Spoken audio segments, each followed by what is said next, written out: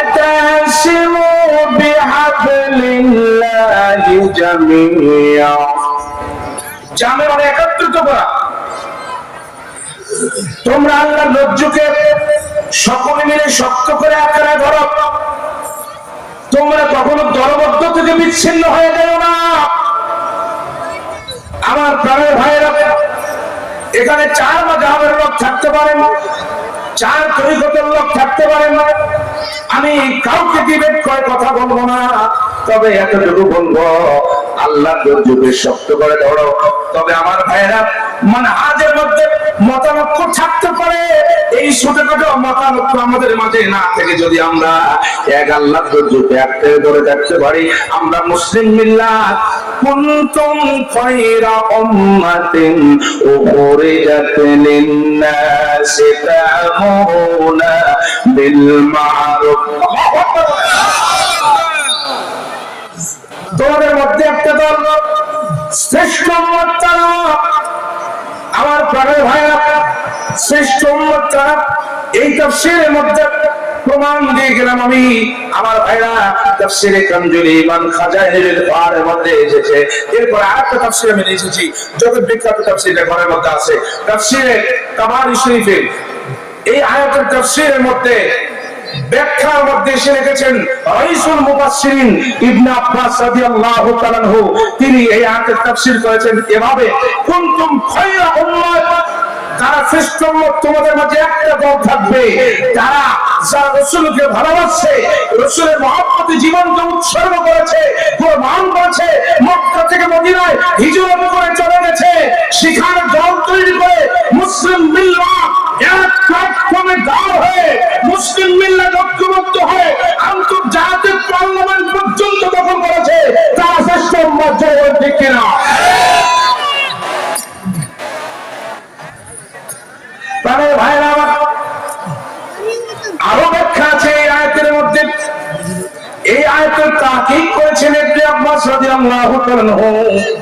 একটা দল থাকবে তোমাদের ভিতরে, একটা দলের মধ্যে তারা কারা? তারা হলেন মিনান নাবিয়িনা ওয়াস সিদ্দিকিনা ওয়াস শুহাদা ওয়াস সালিহিন। এই 4 ক্লাসের লোক, এরা হলো উত্তম লোক, এরা হলো নিয়ামতপ্রাপ্ত লোক, এরা হলো কুনতুম খায়রা উম্মাহ। আল্লাহু আকবার। তাহলে ওই টাকারে ওলিরা পড়ে কিনা? জোরে বলেন, পড়ে কিনা? তাহলে আপনি ওলিদেরকে বাদ দিয়ে কথা বলবেন কি জন্য? ঠিক কিনা?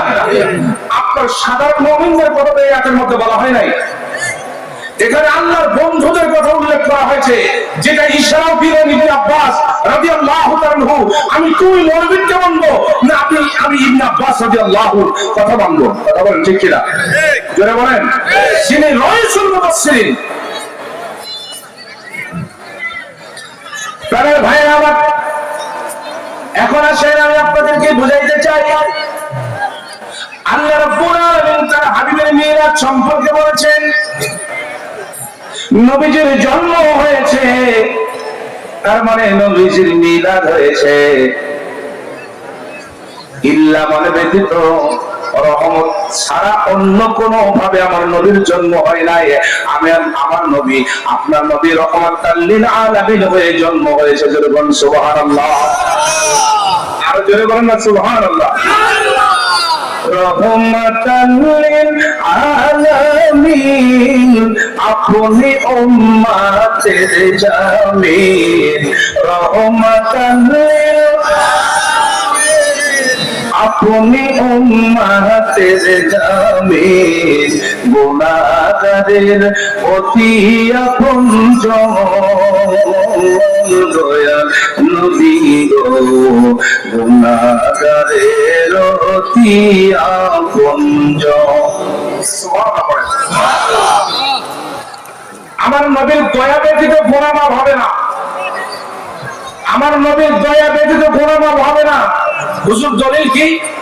দলিল হলো আল্লাহ রাব্বুল আলামিন বলেন, বিসমিল্লাহির রাহমানির রাহিম, ওয়ালাউ আন্নাহুম ইসলামু আনফুসাহুম জাউকা ফাস্তাগফিরুল্লাহ استغفر لهم الرسول لوجدوا الله توابا رحيما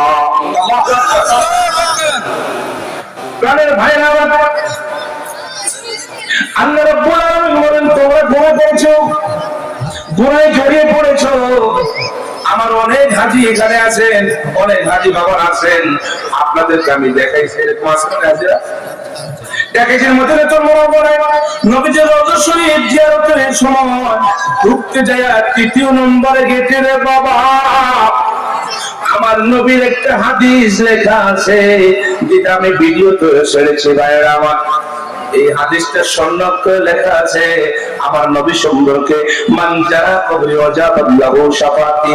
আর একটা হাদিস লেখা আছে বাবা, হাদিসটি হলো শাফাতি লিআল কাবাইরি মিন উম্মতি, আমার উম্মতের ভিতরে যারা কবিরা গুনাহ করেছে রে, আমার উম্মতের ভিতরে যারা কবিরা গুনাহ করেছে তওবা করার সুযোগ পায় নাই, বলেন এখন তার গুনাহ মাফ হবে কেমনে? সে তো নবীর উম্মত। উম্মত রে চিন্তা করো না, আমার নবী সম্পর্কে আল্লাহ বলেছেন ওয়ালাউ আন্নাহুম ইজ্জালামু, যারা জুলুম করেছো নিজের নফসের সঙ্গে, নফসের খায় সাথে পড়ে গুনাহ করেছো, জিনা করেছো, ব্যভিচার করেছো, অন্যায় করেছো, জুলুম করেছো, সুদ খেয়েছো, ঘুষ খেয়েছো, বাবা রে গুনাহগুলি মাপ নিবে কেমনে? আমার নবী বলে, আমার আল্লাহ বলে যাও গুনাহ মাপের ঠিকানা দেখাই দিলাম রে বান্দা, যা চলে যা আমার হাবিবের দরবারে চলে যাও, ফাস্তাগফিরুল্লাহ, এবার তুমি আল্লাহর কাছে তওবা করো, ওয়াস্তাগফির লাকুম রাসূল, রাসূল যদি তোমার জন্য আমি আল্লাহর দরবারে ক্ষমা চেয়ে বলে মালিক এটা আমার উম্মত মাফ করে দিয়ে দাও, মাফ না করলে আমি এর সারা জান্নাত যাব না। আল্লাহ বলে হাবিবের চিন্তা করো না, চিন্তা করো না হাবিব, আমি তো আপনার কথাকে ফেলে দিতে পারি না, আমি তো আপনার কথাকে কখনো অমান্য করি না, কারণ হলো হাবিব আপনাকে আমার বন্ধু বানিয়ে নিয়েছি। সুবহানাল্লাহ পড়েন রাসূল যখন আল্লাহর কাছে ক্ষমা চেয়ে বলবে, তওবা করে বলবে আল্লাহ ওই উম্মতের হয়ে আমি তওবা করে ক্ষমা চাইলাম, আল্লাহ বলেন লাওয়াজাদুল্লাহ তাওয়াবান রাহিমা, আল্লাহ আমি আল্লাহ রাব্বুল আলামিন হলাম তওবা কবুলকারী রহমান রাহিম, আমি আল্লাহ তোমাদের তওবা কবুল করে নিব বান্দারে, আমার হাবিবের খাতিরে কবুল করে আমি তোমাদের ক্ষমা করে দেব, আমি রহমান রাহিম হয়ে যাব তোমাদের উপরে। জোরে বলুন সুবহানাল্লাহ, আরে জোরে বলুন সুবহানাল্লাহ। ভুলি না দয়াল নবী আপনারে, আপনি ও না বইলা যায় মোদেরে, আপনি ও না বইলা যায় মোদেরে। বাবা দুনিয়া কে খারাপ, দুনিয়া কেউ খারাপ না আমার ভাই, কিয়ামতের ময়দানে কঠিন হাসরের ময়দানে সন্তান বাবার খুঁজবে বাধা, আমার একটা নেকি দাও আমি জান্নাত চলে যাব, পার হয়ে যাব। আমার ভাইরা পিতা বলবে সন্তান তুমি আমার চিনা, আমি তো তোমার চিনি না। মায়ের কাছে যাই, মামা বলবে কে আমার সন্তান ছিল চিনে না, এমনি করে যার কাছে যাবে কেউ একটা নেকি দিবে রে বাজার। কিন্তু আমার নবী বলে উম্মতের চিন্তা করিস না, আমি তোরে লইয়াই জান্নাত যাব, তোরে মাফ করে লইয়াই জান্নাত যাব। কারণ যে দুনিয়ার বুকে আমার নবী ভালোবাসছে, যে দুনিয়ার বুকে আমার নবীর সুন্নাত তরিকায় চলেছে, যে আমার নবীর জন্য জীবনটা কোরবান করে দিয়েছে, আমার নবী বলে উম্মতরে তুমি আমারে ভালোবেসেছো, আমারে ভালোবেসেছো শাফাআতি লিআহলিল কাবাইর, আমি তোমার জন্য শাফাআত করব যদিও তুমি কবিরা গুনাহ করেছো। কবিরা গুনাহটা আমি আল্লাহ যতটুকু তুলে মাফ করে নেব। ওয়াজাবাত লাহু শাফাআতি, তোমার জন্য সুপারিশ করা আমি রাসূলের জন্য ওয়াজিব। জোরে বলুন না সুবহানাল্লাহ। এবার প্র্যাকটিক্যাল দলিল দেখে আসে মদিনায় হাদিস আকরা বলেন আছে না নাই? একটু সামনের দিকে আগে আসেন, সামনের দিকে অনেক লোক বাইরে দাঁড়ায়, বাবা সামনের দিকে একটু আগান, দুরূদ শরীফ পড়েন। আল্লাহুম্মা সাল্লি আলা, একটু সামনে আগে আসেন বাবা, পিছনে দাঁড়ায় অনেক লোক দাঁড়ায়। ওয়া আলা আলি সাইয়্যিদিনা,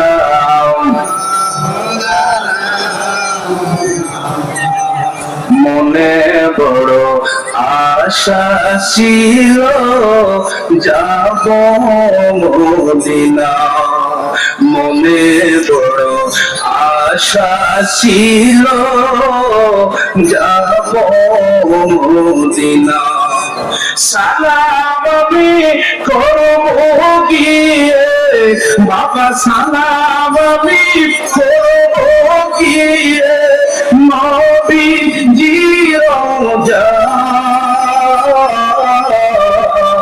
মনে বড় আশা ছিল যাব মদিনা, মনে বড় আশা ছিল আরব সাগর পাড়ি দেব, নাই মোদের তরি, এই গরিবের সালাম দিও ভাই, এই গরিবের সালাম দিও মদিনার বাদশাহ, মনে বড় আশা ছিল যাব মদিনা, মনে বড় আশা ছিল। কে যাও তুমি কাফেলাতে, কে যাও তোরি বাইয়া, এই গরিবের সালাম দিও ভাই, এই গরিবের সালাম দিও মদিনার রওজায়, মনে বড় আশা ছিল, মনে বড় আশা ছিল। মদিনা যাইতে চাই কিনা বাবা? মদিনা ওয়ালারে ভালোবাসে, মদিনা ওয়ালারে মহব্বত করে, এখন মহব্বতের কিছু বিষয় নিয়ে বেজার লাগছে, ঠিক কিনা? জোরে বলেন না কেন? আপনি বেশি ভালোবাসেন নবীর, আপনার দাড়ি রাখেন না, এই নয় আপনি বললেন যে দাড়িটা সুন্নত, সুন্নতের সাথে মহব্বতের সম্পর্ক আছে ঠিকই, কিন্তু দাড়ি রাখেন এই জন্য আমি তার বন্ধ বলবো কি জন্য? একদিন তো রাখবে, ঠিক কিনা? আচ্ছা বলুন তো দেখি, রাসূলুল্লাহর কদম মোবারকের মুনাফিক ছিল কি ছিল না? জোরে বলেন। আল্লাহ রাসূল জীবনে কি বলছে যে এটা মুনাফিক? জোরে বলেন, বলছে? কেন বলেন? রাসূল নিজে, আল্লাহ রাসূল নিজে মুনাফিকদের জানাতে পারছে কিনা? জোরে বলেন, করছে কিনা? তো দাঁড়িয়ে রাখেন, আজকে নবীরা ভালোবাসছে, দাঁড়িয়ে রাখে না, নামাজ পড়ে না, এর জিকির করছে, এটা বন্ধ বলবো কি জন্য? একদিন তো নামাজে আসবে, আজকে জিকিরে, কালকে তো নামাজে। জোরে বলেন, পরশুদিন তো দাঁড়িয়ে রাখবে, তারপরের দিন তো মাথায় টুপিটা লাগাবে, তারপরের দিন তো চুপ কাটা করবে, ঠিক কিনা? জোরে বলেন। তাহলে এর আঘাত দিয়া ভণ্ড বলে ইসলাম থেকে দূরে সরাই দেবে, এই অধিকারটা কে দিচ্ছে আপনাকে? কথা বলেন, এই অধিকারটা আপনাকে কে দিল? এখন ভাই আমার নবীর ভালোবাসে মহব্বতে আপনি দরুদ ও সালাম পড়েন, প্রচলিত যে দরুদ মিলাদ কিয়াম করেন, এটা নিয়ে নাজায়েজ আর বেদাতের ফতোয়া যারা দেন, আমি তাদেরকে বলতে চাই ভাইজান, আপনারা যে নাজায়েজ আর বেদাত বলতেছেন, যদি আমরা এখন বলি আপনাদের নিজের জন্মটা পর্যন্ত এর মধ্যে বেদাত আছে, ঠিক কিনা? আছে না নাই? এর জন্মের ভিতরে বেদাত আছে, আমি প্রমাণ করে দিব। এখন আপনি সব বেদাতকে যদি আপনি সাইয়া মনে করেন, কুল্লু বেদাতিন দলালাতিন কুল্লু দলালাতিন ফিন্নার, সমস্ত বেদাত হলো গোমরাহি, আর সমস্ত গোমরাহি হলো জাহান্নামী। এর সমস্ত বেদাতকে যদি আপনি, এর সমস্ত কুল্লু, প্রত্যেক বেদাত, এখন প্রত্যেক বেদাতের মধ্যে হুজুর সাহেব আপনি বলেন তো, আপনি যে তাফসীর মাহফিল করেন, কোরআন হাদিসের তাফসীর করেন, স্টেজে উঠে আপনি কত হাজার নিয়ে যান? আপনি স্টেজ থেকে মঞ্চে বসে দলিল দিলেন মিলাদার কিয়াম বেদাত, তাহলে আপনি টাকাটা নিয়ে এটা দাঁত প্রমাণ করে দিয়ে যান আপনি, ঠিক কিনা? এর বাপ যদি একটা দলিল দিতে পারে, টাকা দিতে এটা পাইলেন। আসে দেখুন, মাইকে কোরআন শরীফ তেলাওয়াত হয়, নামাজের সময় হয়, অন্য সময় হয়, হয় কিনা? মাইকে কোরআন শরীফ গোটা বিশ্বে তেলাওয়াত হচ্ছে কিনা? কোন সাহাবীটা এবং আমার নবী কোন সময় মাইকে কোরআন শরীফ তেলাওয়াত করে নামাজ পড়েছেন? একটা দলিল দেন, একটা হাদিস থেকে একটা দলিল দিবেন, আমি মেনে নেব, ঠিক কিনা? এটা বেদাত নয়। তবে প্রত্যেক বেদাতকে যদি আপনি গোমরাহি মনে করে জাহান্নামের দিকে নিয়ে যান, বলেন যে এটা জাহান্নামী, তাহলে আপনার আমার ভিতরে, প্রত্যেকের ভিতরে বেদাত আছে, সকলে জাহান্নামী। হুজুর যে বেদাত বলছে, যে হুজুরও নিজেও জাহান্নামী, ঠিক কিনা? দলিল দেওয়ার ক্ষমতা কারো নাই। তবে ইসলাম যেটাকে সাপোর্ট দিয়েছে, ইজমা এবং কিয়াস দিয়েও সাপোর্ট হয়েছে। মিলাদ এবং কিয়াসের দলিল, মিলাদ এবং কিয়ামের দলিল কিয়াস দ্বারাও আছে, ইজমা দ্বারাও আছে, কোরআন হাদিস দ্বারাও আছে। আলহামদুলিল্লাহ পড়েন। এই দলিলগুলি থাকার পরেও আপনি না করেন, আপনাকে আমরা বেদাতি বলবো না, আপনাকে আমরা নবীর দুশমন বলবো না, আপনাকে আমরা ভণ্ড বলবো না। কিন্তু যখন মিলাদ এবং কিয়ামকে বিদআত ঘোষণা করবেন, তখন সাবিতকৃত দলিল লাগবে, ঠিক না? দলিল দিয়ে সাবিত করতে হবে আপনাকে, সেটা কোরআন এবং হাদিস থেকে, ঠিক না বেটি? তো কোরআন হাদিস থেকে আপনি কি দলিল দিবেন? বাবা, আপনার থেকে যিনি জেনার বড় মুহাদ্দিস, মুহাক্কিক, ফকিহ আলেম যারা, আজ থেকে আমার ভাইরা 1000 বছর আগে, 1100 বছর আগে মিলাদ এবং কিয়ামের দলিল দিয়ে যারা সাবিত করে, প্রমাণ করে কিতাব দিয়ে গেছেন, সেখানে দ্বন্দ্ব করে মুসলমান বিভ্রান্ত করবো কেন? কথা বলেন ঠিক কিনা? আপনি যদি দলিল দিতে পারেন, এখন আপনার এই প্রায় 1600-1700 বছর পর আপনি এসে যদি এখন দলিল দিয়ে বলেন যে মিলাদ এবং কিয়াম এটা বেদাত, এটা নাজায়েজ, করা যাবে না, তাহলে আপনি দলিল দেখাবেন আমাদেরকে, আমরা ইনশাআল্লাহ মেনে নেব, ঠিক না? সেটা কোরআন হাদিসে নাই, সাপোর্ট করব কেন? কথা বলেন ঠিক না বেটি? আমরা সাপোর্ট দিব কেন?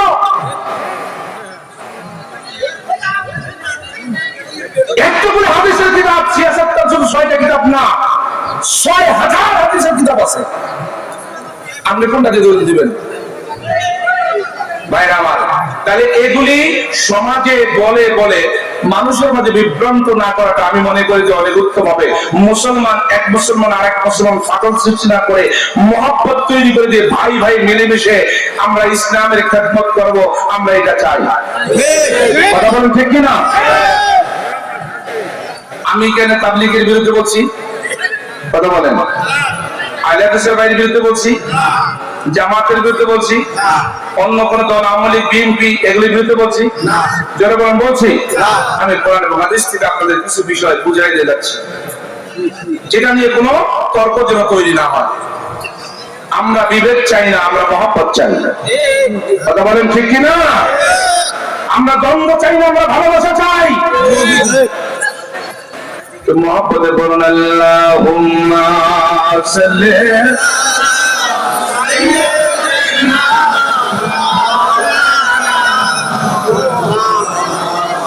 وعلى آله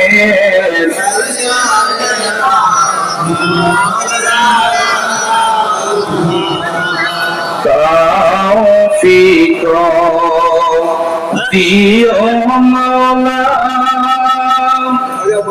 গুনাহ হইতে বাঁচিবার আমল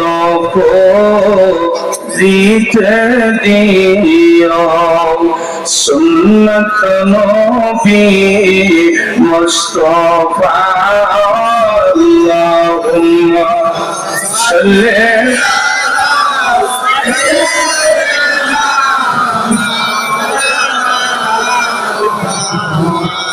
وعلى آله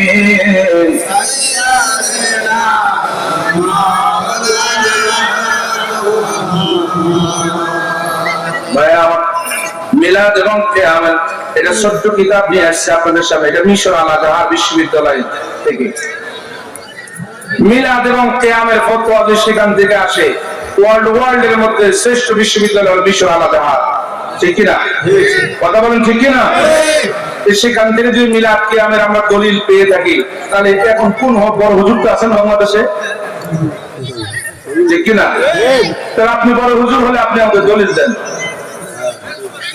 ঠিক না? বেঠিক দলিল দিয়ে প্রমাণ করে দেন, আমরা আলহামদুলিল্লাহ মেনে নেব। আরেকটি কিতাব নিয়ে আসছি, আমার তাবলীগ জামাতের ভাইরা, মহব্বতের ভাই, আপনারা দ্বীনের খেদমত অনেক করেন, মসজিদে মসজিদে যান, আপনার মানুষকে নামাজের দাওয়াত দেন, উযু গোসল শিখান, খুব ভালো আমল শিখান মানুষদেরকে। আমি আপনাদের বলতে চাই ভাইজানরা, আপনারা কেন পীর মুরিদের বিপক্ষে বলবেন? পীর মুরিদের দলিল তো আপনাদের তাবলীগ জামাতের প্রতিষ্ঠাতা হুজুর যিনি ইলিয়াস মাওলানা সাহেব, তিনি নিজেই দলিল দিয়েছেন, এটা তার কিতাব, তার লেখা দাওয়াত তাবলীগ ও পীর মুরিদি। আমি দলিল দিব না ভাই, দলিল আপনারাই দিবেন। ওনাদের হুজুররা যদি আপনার মিলাদের ওই কিয়ামের এরপরে পীর মুরিদের দলিল দিয়া থাকে, তাহলে আপনি সমাজে এসে কেন বিভ্রান্ত তৈরি করবেন? কথা বলেন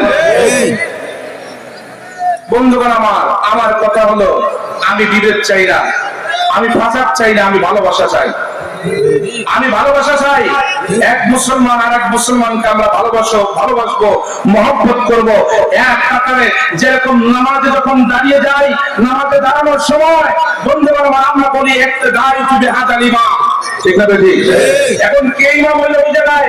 হানাফি, মালিকি, শাফি, হাম্বলি, কে হলে এটা দেখার বিষয় থাকে না। ইমাম বলেছে আল্লাহু আকবার, আমিও বলেছি আল্লাহু আকবার। ইমাম সূরা কেরাত পড়েছে, আমিও পড়েছি। কে জোরে আমিন বললো, কে আস্তে আমিন বললো। আমার বন্ধুগণ, ইমাম যখন রুকুতে চলে গেছে, আমিও রুকুতে চলে গেছি সাথে সাথে। ইমাম যখন রুকু থেকে দাঁড়াইছে, আমিও দাঁড়িয়ে গেছি। ইমাম যখন সিজদায় চলে গেছে, আমিও সিজদায় চলে গেছি। ইমাম সালাম পেয়েছে, আমিও সালাম পেয়েছি। এখন সেখানে একত্রিত হয়ে একই আনুগত্য করে নামাজ আদায় করলাম। মসজিদ থেকে সালাম দিয়ে বাইরে এসে কেন দণ্ড করবো? কথা বলেন, আমি ভুল বলছি? জোরে বল, আমি কি ভুল বলছি? এই জন্য আমি বলছি, আমি ভালোবাসা চাই। আমি মুসলিম মিল্লাতের মধ্যে ভ্রাতৃত্ব বন্ধন চাই, ভালোবাসা চাই, খুনাখুনি চাই না, কাটাকাটি চাই না, রক্ত দিয়ে খেলা খেলতে চাই না, হানাহানি চাই না, মারামারি চাই না। মদিনা যেই প্রেম দিয়ে আইয়ামে জাহিলিয়াতকে দূর করে গোটা বিশ্বে কোরআন সুন্নাত কায়েম করেছে। কথা বলেন ঠিক কি না? আমরা সেই ভালোবাসা দিয়ে গোটা বিশ্বে মহব্বতে এক প্ল্যাটফর্মে দাঁড় হয়ে আমরা এক ইসলামের কাজ করতে চাই। এখন মসজিদের যে হুজুররা বেদাতের ফতোয়া দেয়, নাজায়েজের ফতোয়া দিয়ে মসজিদকে ভাগ করে দেয়, ওই হুজুরকে মসজিদ থেকে আউট করে। কথা বলেন, ওই হুজুর মসজিদের রাখার দরকার নাই। বেদাত যদি বলে, তাহলে হুজুর আপনি আজকের থেকে মসজিদের বেতন নেওয়াটা বন্ধ করেন। সোজা বলবেন, বেতন নেওয়াটাকে বন্ধ করেন। দেখি আপনি কতদূর ফতোয়া দিতে পারেন। দেখবেন 2 দিনও নামাজ পড়াবে না, ঠিক না? ঠিক, 2 দিনও পড়াবে না।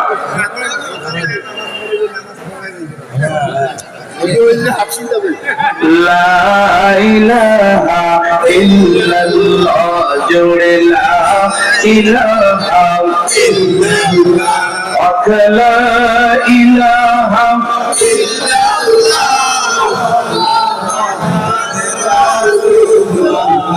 ভাইজান বহু দূরে মদিনা, আমরা কেমনে যাব জানি না। বলেন বহু দূরে মদিনা, আমরা কেমনে যাব জানি না। দয়া করে মিটাও জ্বালা, দয়াল দয়া করে মিটাও জ্বালা, পুরাও মনের বাসনা। লা ইলাহা ইল্লাল্লাহ, লা ইলাহা ইল্লাল্লাহ, লা ইলাহা ইল্লাল্লাহ।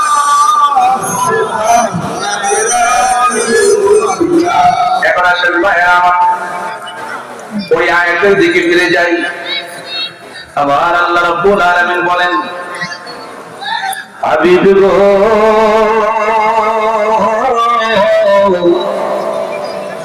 আপনাকে তো আমি রহমাতাল লিল আলামিন বানায়া পাঠাইছি।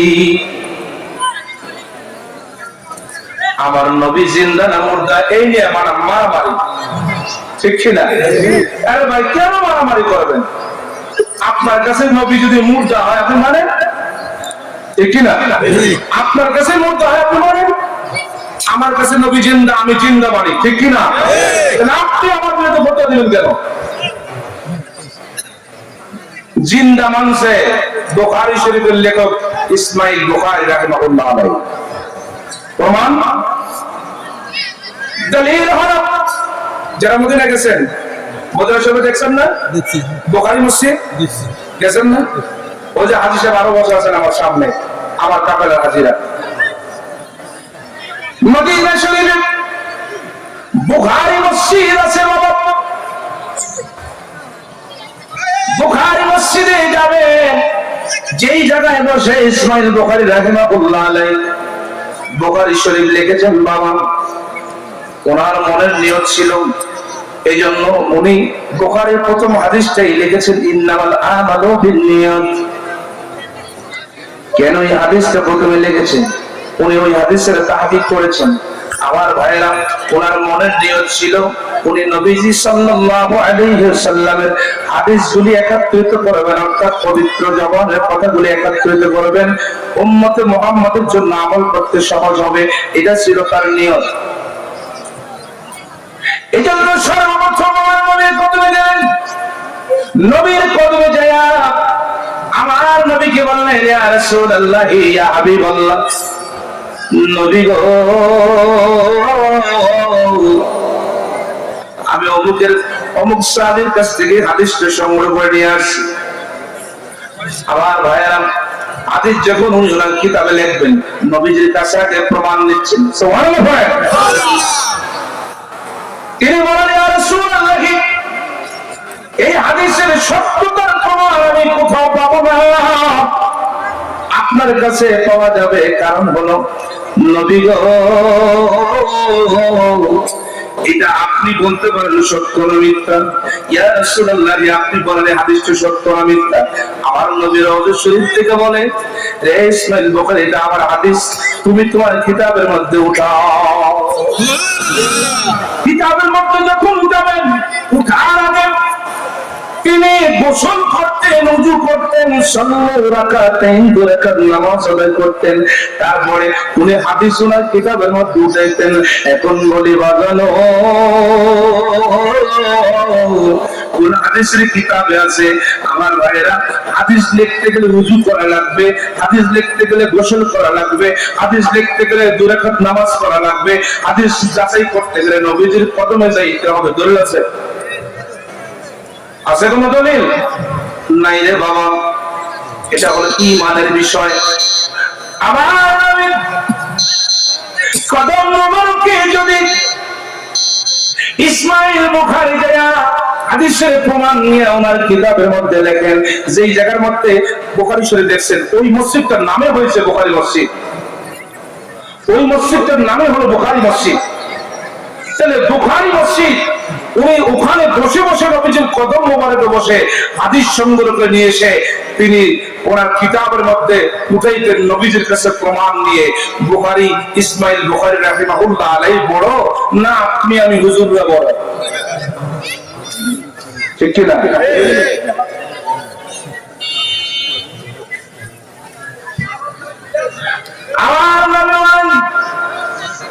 তোমরা সালাম দাও আমাকে, আমি রওজা শরীফ থেকে শুনতে পারি। সুবহানাল্লাহ বলেন। এখন আপনি বসে দেন না দাঁড়ায় দেন, এটা নিয়ে আর এক কথা। ঠিক কি না? কেউ বলে বসে দেন, কেউ বলে দাঁড়ায় দেন। আরে ভাই, আপনি বসে দিল দেন, দাঁড়ায় দিল দেন, ঠিক কি না? কিন্তু দেওয়া যাবে না, এটার দলিল কোথায়? দেওয়া যাবে না, এটা মেড ইন চায়না দলিল। বুঝছেন? এটা মেড ইন চায়না। যারা আমার নবীকে সালাম দেয় মদিনায়, প্র্যাকটিক্যাল দিয়ে উদাহরণ দিচ্ছি আপনাদেরকে, বুঝাই দিচ্ছি। আমার নবীর কদম মোবারকে দাঁড়ায়া বলতে হয়, সর্বপ্রথম যখন মদিনার মসজিদ নববীর মধ্যে পা দেওয়া হয়, সর্বপ্রথম পা দিয়ে ডান পা দিয়ে বলতে হয় আসসালাতু ওয়াসসালামু আলাইকা ইয়া রাসূলুল্লাহ, আসসালাতু ওয়াসসালামু আলাইকা ইয়া হাবিবাল্লাহ, الصلاة والسلام عليك شافي المذنبين, الصلاة والسلام عليك رحمة للعالمين। এই দাঁড়ায়া সালামটা শুধু আমরা দেই না আহলে হাদিসের ভাইরাও দেয়? এই দাঁড়ায়া সালামটা শুধু জাকিররা দেয় না তাবলীগ জামাতের ভাইরাও দেয়? আমরা শুধু দাঁড়ায়া দেই না জামাত ইসলামের ভাইরাও দেয়? আমরা শুধু সালাম দেই না সরমনের ভাইরাও দেয়? সব ভাইরাই তো আমার নবীকে এক প্ল্যাটফর্মে দাঁড়ায়া নবীর দাঁড়ায়া সালাম দেয়। কথা বলেন ঠিক কিনা? তাহলে বাংলাদেশে এসে কেন আপনি বলবেন যে বেদাত?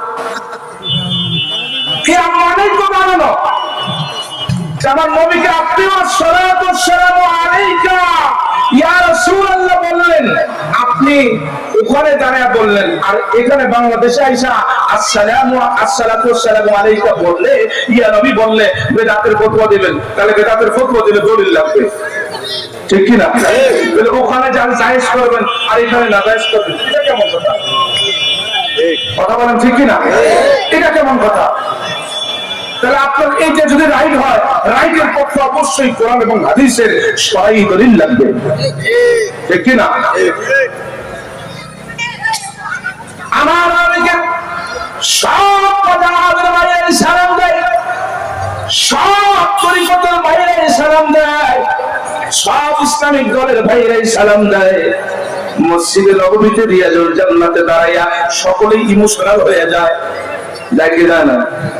আমার এক হাজি এমন ইমোশনাল হয়েছিলেন বাবা, প্র্যাকটিক্যালি বলে যাই, আমার এক হাজি ইমোশনাল হয়ে পড়েছিলেন। আমার নবীজির কদম মোবারকে যায় রিয়াজুল জান্নাতে তিনি নামাজ আদায় করতেছেন। হাজিদেরকে টাইম দেওয়া হয় রিয়াজুল জান্নাতে অতিরিক্ত 5 মিনিট। কয় মিনিট? রিয়াজুল জান্নাতে কয় মিনিট? 5 মিনিট। তারপরও এজেন্সির লাইসেন্সে কতজন হাজি আছে, গ্রুপ লিডার অনুযায়ী গ্রুপ লিডারের সাথে কতজন হাজি আছে এটার কাগজপত্র আগে জমা দিতে হয় সকালবেলা। এরপরে টাইম ওখান থেকে নির্ধারিত হয়ে চলে আসে, তারপর হাজি নিয়ে রিয়াজুল জান্নাতের জন্য লাইন ধরা লাগে, ঠিক না বাজার? সংক্ষিপ্ত জায়গা, প্রত্যেকে জায়গা করে দেওয়ার জন্য সৌদি আরবে এটা একটা সুন্দর সিস্টেম করেছে। এখন রিয়াজুল জান্নাতে ঢোকেন, ঢোকার পরে আমার ওই হাজি ভাই সেটাই করে কাঁদতেছে আর মাথা তুলে না। পুলিশ ভাইরা বলতেছে হাজি হাজি তাড়াতাড়ি সরে যাও, সালাম ফিরে নাও, তাড়াতাড়ি সরে যাও, আর এক ফরজ উঠবে নামাজের জন্য। কিন্তু হাজি এমন ইমোশনাল বাজানো, বেহুশ হয়ে কাঁদতেছে। অনেক পরে সালাম ফিরে যখন উনি বাইরে চলে আসলেন নবীকে সালাম দিয়া, বাইরে আসার পরে আমি জিজ্ঞাসা করছি, ও হাজি ভাই আপনি এত বেশি কাঁদলেন রিয়াজুল জান্নাতে, কারণটা কি? আপনি তো এরকম কান্না মক্কা শরীফে কাবা শরীফে কাঁদেন নাই, কিন্তু এখানে এসে কাঁদলেন। কাবা শরীফও কাঁদছেন কিন্তু কম কাঁদছেন, কিন্তু মদিনা শরীফে নবীজির কদম মোবারকে এত ইমোশনাল হয়েছিলেন আপনি, কারণটা কি? নার্ভাস হয়ে গেছেন, পাগলের মতো কাঁদছেন, কারণটা কি? উনি আমাকে একটু জবাব দিলেন, আমাকে বললেন, হুজুর ওই সময় আমার একটা সূরা মনে পড়ে গিয়েছে, সূরাটা মনে পড়ে গিয়েছে, বিসমিল্লাহির রহমানির রহিম, ইন্না আ'তাইনাকাল কাউসার। আল্লাহু আকবার বলেন। নিচে হাবিব, আমি আপনাকে কাউসার দান করেছি। আমাকে বললেন, হুজুর আমার নবীকে আমার আল্লাহ কাউসার দিয়েছেন, কাউসার কোথায়? আমার মনে পড়ে গেছে, হাশরের ময়দানে সেদিন জমজম থাকবে না, পাহাড় থাকবে না, কোন সমুদ্র থাকবে না, কোন নদ নদী থাকবে না, সবকিছু শুকিয়ে যাবে। ওই দিন আমার আল্লাহ রাব্বুল আলামিন একটা জায়গায় পানি দাঁড়িয়ে রাখবে, সেই জায়গাটা হলো আমার নবীর কদম মোবারকে হাউজে কাউসার থাকবে। আমার নবী রওজা শরীফ থেকে উঠবে, উঠার পরে পাগল মতো দৌড়াবে আমার উম্মত আর উম্মতের জন্য। উম্মতরা যখন পানির পিপাসায় পাগল হয়ে দৌড়াবে, আমার নবী হাউজে কাউসার থেকে পানি লইয়া হাতে লইয়া দাঁড়ায় থাকবে, উম্মত রে আয় আমার কাছে আয়, আমি তোরে পানি পান করা। আমি এই কারণে কাঞ্চি কঠিন হাজুরের ময়দানে কোথাও পানি থাকবে না। হাজি ভাইরা আরাফার ময়দানে যাও, আরাফার ময়দানে যাওয়ার পরে দেখো কিয়ামত কালে বলে ওই জায়গায় পানি নাই রে বাবা। এখন পানির একটা সিস্টেম করেছেন, কিন্তু আমার ভাইয়েরা পানি পান করার মতো পানি বন্ধুগণ আমার অনেক কোম্পানি এখন সাপ্লাই দেয়। আরাফার ময়দানে কিয়ামত উপলব্ধি হয় রে বাবা। আরাফার ময়দানে দাঁড়াইলে মনে হয় কিয়ামতের মাঠটা তো একাই, কিন্তু আল্লাহ রাব্বুল আলামিন ওই আরাফার মাঠটাকে তো হাশরের ময়দান সাজাবে। আমি এই কারণে কাঁদছিলাম, নবীরে দাঁড়ায় সালাম দিয়ে পাগলের মতো কাঁদে রে বাবা। তাহলে কেন আপনি আমি প্রশ্নবাজি করবো? ভালোবাসার ক্ষেত্রে কোনো দলিল দেওয়া লাগে না, ভালোবাসার ক্ষেত্রে তো দলিল দেওয়া লাগে না বাবা, ঠিক না বেশি? তবে হ্যাঁ, দলিলটা দেবো যেটা কোরআন সুন্নাহর বাহিরে চলে যাবে, ঠিক না বেশি? যেটা অতিরঞ্জিত হয়ে যাবে। আসুন আল্লাহ রাব্বুল আলামিন আমাদের সবাইকে সঠিক বুঝ দান করে, বলুন আমিন। বাবা অনেক লোক দাঁড়ায় পিছনে, আপনারা একটু সামনে থেকে আগান তো দেখবো। এরা আরো একটু কাছে আসেন, কাছে আসেন, আসেন। অনেক লোক আছে, দাঁড়ায় আছে, বসার মতো পরিবেশ একটু তৈরি করে দেন। আসেন কাছে থেকে, কাছে আগে আসেন। আমি এখনই শেষ করে দিচ্ছি, এখনই শেষ করে দিচ্ছি, আপনার কাছে আসেন। মা বোনেরা আপনাদের প্যান্ডেলের মধ্যে জায়গা শর্ট পড়েছে, অনেক মা বোনেরা দাঁড়ায় আছে, আপনারা একটু কাছাকাছি বসে পড়বেন, চাপাচাপি হয়ে বসবেন, যাতে করে অন্য মা বোনদের বসার একটু ব্যবস্থা করে দেওয়া যায়। আসুন আল্লাহ পাক আমাদের সবাইকে যেন কোরআন এবং সুন্নাহর সহিহ বুঝ দান করে, বলুন আমিন। আরো জোরে বলুন আমিন। ওয়া আখিরু দাওয়ানা আলহামদুলিল্লাহি রাব্বিল আলামিন। আসসালামু আলাইকুম ওয়া রাহমাতুল্লাহি তাআলা ওয়া বারাকাতুহু।